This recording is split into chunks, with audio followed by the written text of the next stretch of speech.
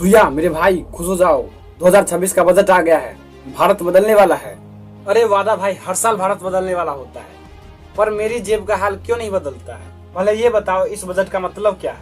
Budget मतलब समझो तुम्हारे पापा पॉकेट मनी देते हैं ना, वैसे ही सरकार देश के पैसे का हिसाब लगाती है, कहाँ खर्च करे, कहाँ से बचाए। और इस बार तो मजा आएगा। मुझे एक बात बताओ, अगर पापा कहे बेटा मैं तुम्हें बहुत प्यार करता हूँ, पर पॉकेट मनी 10 रुपया ही रहेगी और कैंटीन में समोसा 12 रुपए हो गया है, तो मैं खुश हो या रो? अरे तुम छोटी बात कर रहे हो, बड़ी तस्वीर देखो, 2026 का विजन देखो। विजन ठीक है भाई, पर पेट तो समोसे से भरेगा ना।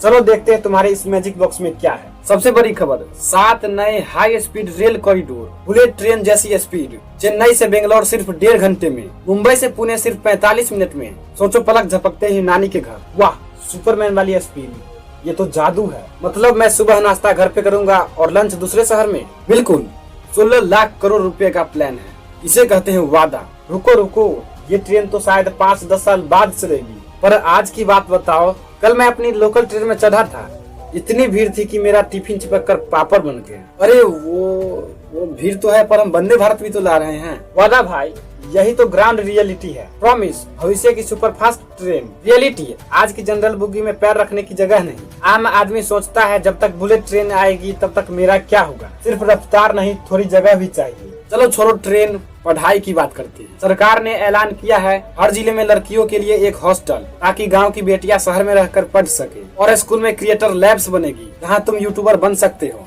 ये तो अच्छी बात है।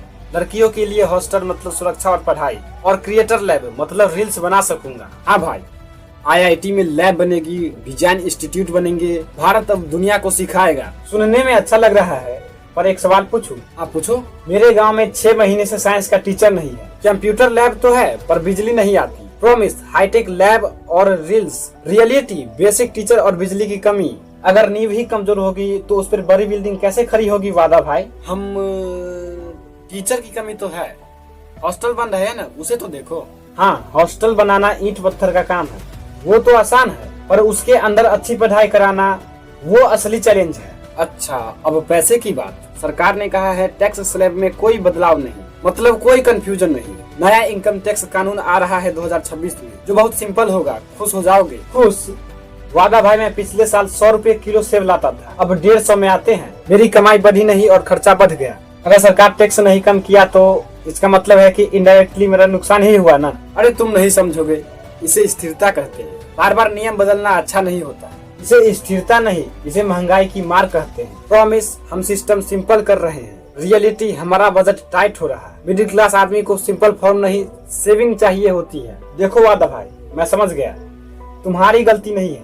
तुम अनाउंसमेंट हो, तुम एक सपना हो, और मैं एक हकीकत हूँ। मतलब क्या ये सब झूठ है? झूठ नहीं, पर वादे और हकीकत के बीच में एक ब्रिज होता है, उसका नाम है इम्प्लीमेंटेशन, काम पूरा करना। अक्सर सरकार पैसा तो भेज देती है, लेकिन नीचे आते आते वो ईंट, सीमेंट, टीचर या अफसर की सुस्ती में अटक जाता है। हॉस्टल का पैसा आया, पर ठेकेदार धीमा है। ट्रेन का प्लान बना, पर जमीन नहीं मिली। तो हमें क्या करना चाहिए? हमें खुश भी होना चाहिए और सतर्क भी। पहला, तालियां बजाओ जब अच्छा काम हो, जैसे हॉस्टल और ट्रेन। दूसरा, सवाल पूछो ये बनेगा कब, डेडलाइन क्या है। सिर्फ न्यूज सुनकर मत बैठो, देखो कि तुम्हारे घर के पास वाली सड़क बनी या नहीं बनी। सही कहा सूर्या, वादा करना मेरा काम है, और उसे पूरा करना हम सबका काम है। बिल्कुल दोस्तों, बजट मेनू कार्ड है, खाना किचन में बन रहा है, देखते हैं प्लेट में कब तक आता है।